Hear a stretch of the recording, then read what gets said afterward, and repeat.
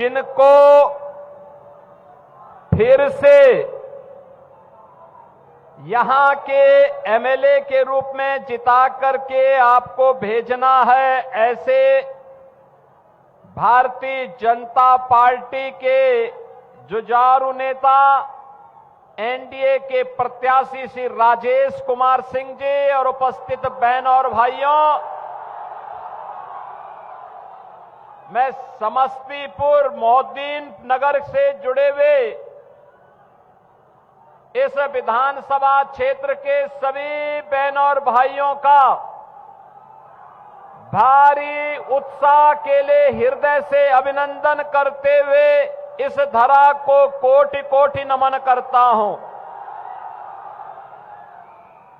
बहन और भाइयों, आपका ये उत्साह बताता है, आपका ये उत्साह बताता है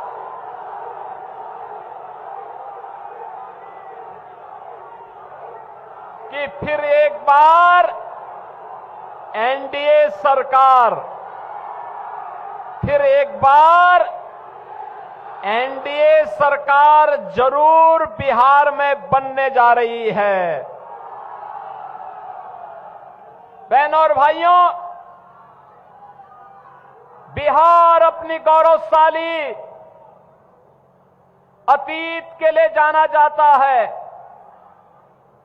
बिहार, जो बिहार लोकतंत्र की जननी है, जिस बिहार में साक्षात मां भगवती लक्ष्मी के रूप में माता जानकी ने जन्म लिया हो, जिस बिहार ने महात्मा बुद्ध को ज्ञान प्रदान किया हो,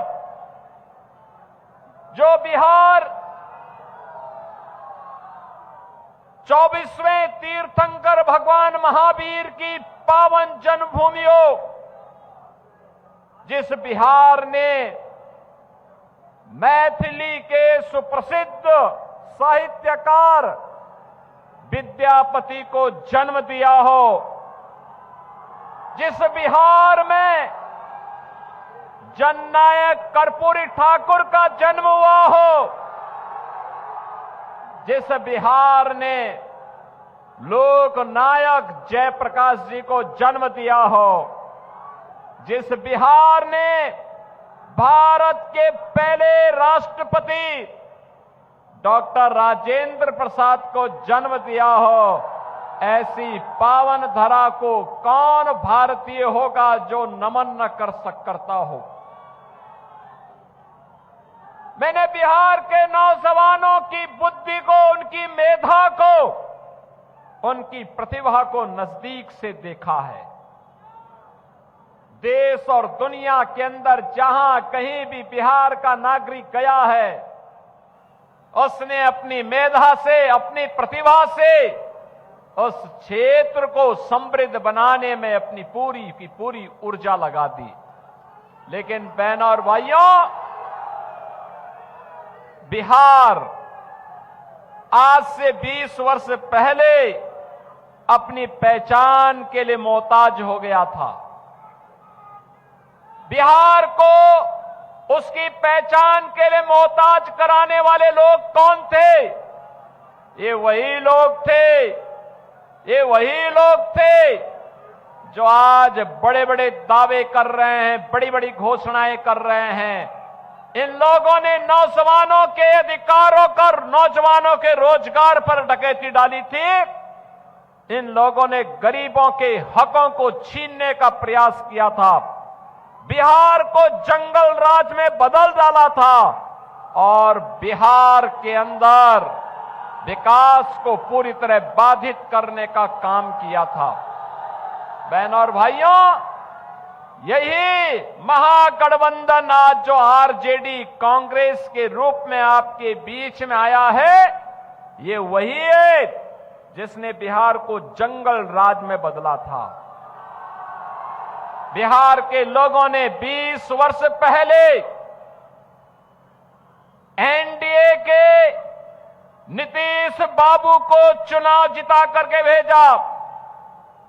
सुशासन का जो दौर बिहार के अंदर प्रारंभ हुआ, अब बहनों और भाइयों, सुशासन पे एक मजबूत इमारत बनाने के लिए इस बार एनडीए फिर से आपके पास आया है। आज बिहार के अंदर क्या नहीं है? कनेक्टिविटी है, सड़क की, रेलवे की, एयर कनेक्टिविटी है, और एयर कनेक्टिविटी के साथ ही बहन और भाइयों इनलैंड वाटरवे यानी जल मार्ग की भी सुविधा बिहार के अंदर प्रारंभ हो गई है। बहन और भाइयों, बिहार के अन्नदाता किसानों के द्वारा जो भी उत्पादन होगा वह भारत के मार्केट के साथ साथ दुनिया के बाजार में जाए, हमारा अन्नदाता किसान अधिक मुनाफा कमाए, इसके लिए कार्गो, ड्राई पोर्ट, इनकी स्थापना का कार्य बिहार के अंदर तेजी के साथ प्रारंभ हुआ है। एक कांग्रेस और आरजेडी की सरकारें जब बिहार में थी तब सड़क नहीं थी, बिजली नहीं थी, गरीब के पास मकान नहीं था, गरीब के पास शौचालय नहीं था, गरीब के लिए राशन नहीं था, और गरीब को क्या राशन देते, ये तो पशुओं का भी चारा खा गए थे।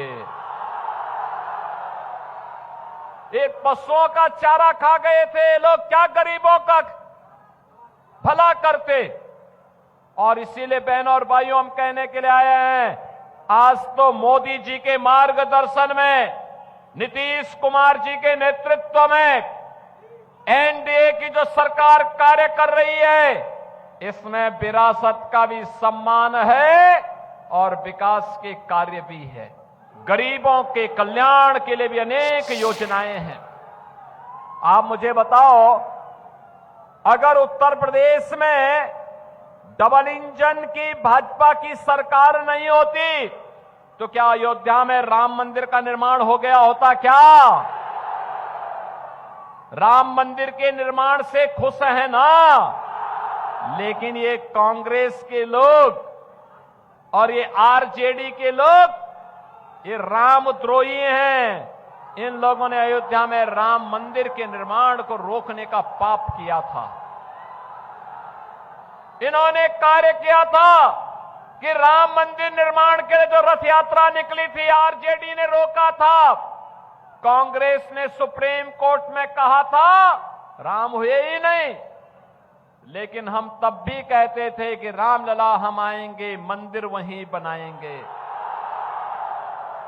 लाठी डंडा खाएंगे, लेकिन मंदिर वहीं। और राम मंदिर बन गया ना। अयोध्या में राम मंदिर तो सीतामढ़ी में मां जानकी का मंदिर, ये एनडीए ही बना सकता है। ये एनडीए ही बना सकता है, मोदी जी के नेतृत्व में ही हो सकता है। जो लोग कह रहे हैं, आज उत्तर प्रदेश से जुड़े हुए जिन लोगों को उत्तर प्रदेश की जनता ने बार बार खारिज किया है, वे लोग आज बिहार में आके कहते हैं कि नाम बदला जा रहा है। अरे हम नाम ही नहीं बदल रहे हैं, हमने तो उत्तर प्रदेश के कार्य के माध्यम से उत्तर प्रदेश का नाम दुनिया के अंदर फिर से स्थापित कर दिया है।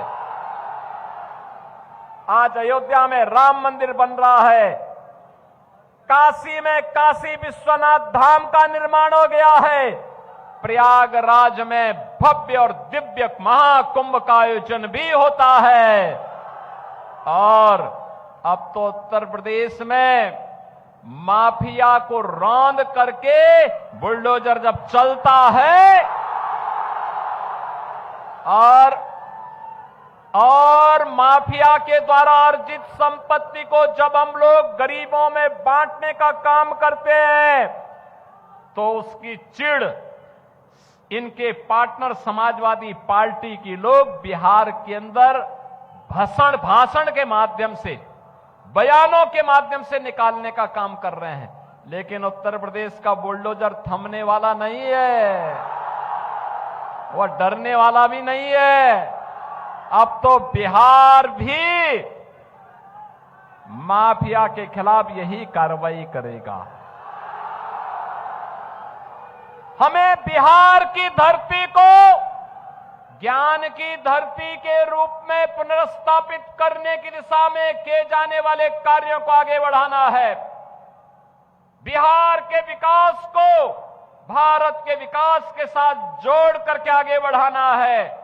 बिहार के नौजवानों के लिए बिहार के अंदर ही नौकरी और रोजगार की सुविधा उपलब्ध करवानी है।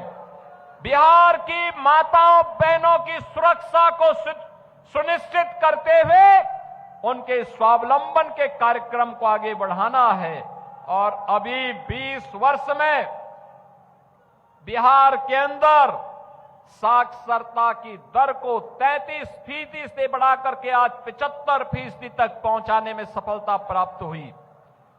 बहनों और भाइयों, आज आप देख रहे होंगे एनडीए की सरकार थी, पैसा था तो 1,41,00,000 माताओं और बहनों के खातों में 10,000 रुपए के अनुसार धनराशि भी चली गई है। और ये तो शुरुआत है, शुरुआत। अभी तो इससे भी बड़ा कार्य होना है। मोदी जी के नेतृत्व में आज विकास भी है। आज बिहार में मेडिकल कॉलेजेस बन रहे हैं। IIM, IIT, AIIMS, NIT, medical colleges, hospitals की संख्या 20 वर्ष पहले केवल 2 हॉस्पिटल बिहार में थे। आज 41 से ज्यादा मेडिकल कॉलेज और हॉस्पिटल बिहार के अंदर कार्य कर रहे हैं। बहनों और भाइयों, विकास करने की इच्छा शक्ति होनी चाहिए। आरजेडी, कांग्रेस का विकास का कोई मॉडल नहीं, ये विकास इनके एजेंडे का हिस्सा भी नहीं। आज मोदी जी अन्नदाता किसान को प्रधानमंत्री किसान सम्मान निधि का लाभ दे रहे हैं। मखाना बोर्ड बना करके अन्नदाता किसानों को और व्यापारियों को सम्मान देने का काम हो रहा है। मैथिली को वैश्विक पहचान दी जा रही है और मैथिली भोजपुरी संस्कृति को छठ के माध्यम से वैश्विक पहचान दिलाने वाली शारदा सिन्हा जी को पद्म पुरस्कार से सम्मानित भी मोदी जी की सरकार ने किया है। ये कांग्रेस के लोग जैसे राम मंदिर के बारे में प्रश्न खड़ा करते थे, भगवान राम के बारे में प्रश्न खड़ा करते थे, ऐसे ही छठ मैया के बारे में भी कांग्रेस के युवराज आज प्रश्न खड़ा कर रहे हैं। बहनों और भाइयों, ये कांग्रेस और इंडी गठबंधन के लोग ये किसी के नहीं हुए, ये किसी के नहीं हुए। ये धोखा देते हैं, अराजकता पैदा करते हैं, गुंडों और बदमाशों को, अपराधियों को प्रश्रय देते हैं। आपने देखा होगा उत्तर प्रदेश का भी एक नेता आकर के यहां पर एक खानदानी माफिया को गले लगा करके कहता है कि यह तो मजबूत आदमी है। हमने कहा भगवान ने तुम्हें यही श्राप दिया है कि जिंदगी भर इन माफियाओं के कब्र पर फतिया पड़ते रहोगे, जनता ऐसे ही ठुकराती रहेगी। बहनों और भाइयों, आप देखो ना, मोदी जी प्रधानमंत्री हैं, 80 करोड़ लोगों को फ्री में राशन, 80 करोड़ लोगों को फ्री में राशन, 50 करोड़ लोगों को 5 लाख रुपए प्रतिवर्ष स्वास्थ्य की सुविधा, फ्री में सुविधा, 46 करोड़ लोगों के बैंक अकाउंट खोल दिए गए। और यही नहीं, 12 करोड़ गरीबों को स्वस्थ ईंधन के रूप में रसोई गैस के कनेक्शन फ्री में। बहनों और भाइयों, यही नहीं, 12 करोड़ गरीबों के घर में शौचालय भी बना दिया। 4 करोड़ गरीबों के सिर को ढकने के लिए एक छत प्रधानमंत्री आवास के रूप में दे दिया गया। 3 करोड़ गरीबों को बिजली के फ्री में कनेक्शन भी दिए गए। यानी हर गरीब के पास अपने सिर को ढकने के लिए छत हो, प्रधानमंत्री आवास, हर गरीब के पास राशन कार्ड हो, उसके लिए फ्री में राशन की सुविधा, हर गरीब के घर में स्वस्थ इंजन हो, उज्ज्वला योजना, हर गरीब के घर में बिजली का कनेक्शन हो, सौभाग्य योजना, और हर गरीब को सम्मान के साथ जीवन यापन करने का अवसर प्राप्त हो, जनधन की योजना भी उन तक पहुंचाने का काम एनडीए की मोदी जी के नेतृत्व की सरकार ने किया है। यानी विकास भी है, विरासत का सम्मान भी है और गरीबों का कल्याण भी है। यही तो है एनडीए की पहचान। और एनडीए की इसी पहचान को इस मोहद्दीन नगर विधानसभा क्षेत्र में आगे बढ़ाने का काम कर रहे हैं आपके युवा नेता श्री राजेश कुमार सिंह।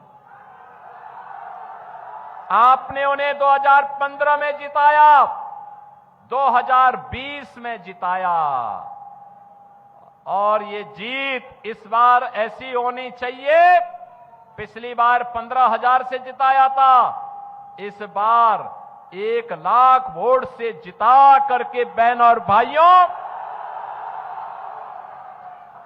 अब मोहद्दीन नगर का नाम अब यहां पर मोहन नगर करने की दिशा में आगे बढ़ जाइए। ऐसा कार्य कर दीजिए कि गुलामी के अंश समाप्त हो जाएं, गुलामी के लिए कोई स्थान ही न रहे। हमने इसीलिए फैजाबाद को अयोध्या किया है और इलाहाबाद को प्रयागराज भी कर दिया है। और इसीलिए मैं आपसे कहने के लिए आया हूं, जब जुझारू नेता होते हैं ना, कार्य कर देते हैं, फिर वो उनको जो लगता है कि हमारी विरासत है तो उसको करेंगे। युवाओं के लिए कल्याण होगा, बहन बेटियों की सुरक्षा हो, अन्नदाता किसानों का सम्मान हो, श्रमिकों के रोजगार का मामला हो, वो मजबूती के साथ नेतृत्व प्रदान करते हुए विकास के कार्यों को आगे करने का काम करेंगे। और इस विधानसभा क्षेत्र में एनडीए के प्रत्याशी के रूप में प्रधानमंत्री मोदी जी के मार्गदर्शन में, नीतीश कुमार जी के नेतृत्व में, और बहनों और भाइयों, यहां के लोकप्रिय सांसद और गृह राज्य मंत्री श्री नित्यानंद राय जी के मार्गदर्शन में श्री राजेश कुमार सिंह इस विधानसभा को फिर से एक नई पहचान दिलाने का काम करेंगे। और यही आह्वान करने के लिए आज मैं आपके बीच आया हूं। राजेश कुमार सिंह को आप अपना आशीर्वाद दे रहे हैं ना इस बार भी? सभी लोग इस सड़क की ओर से भी जितने लोग हैं, दोनों हाथ ला करके आशीर्वाद दीजिए। सड़क के ऊपर जितने लोग हैं सभी लोग, इस छत के ऊपर भी जितने लोग हैं, आपका आशीर्वाद दोनों हाथ ला करके, थोड़ा दोनों हाथ ला करके अपना आशीर्वाद दे करके मुझे आश्वस्त करिए, जिससे मैं मोदी जी को बता सकूं कि इन लोगों का आशीर्वाद है। सभी लोगों का आशीर्वाद है ना? तो फिर मेरे साथ बोलेंगे, जय श्री राम, जय जय श्री राम।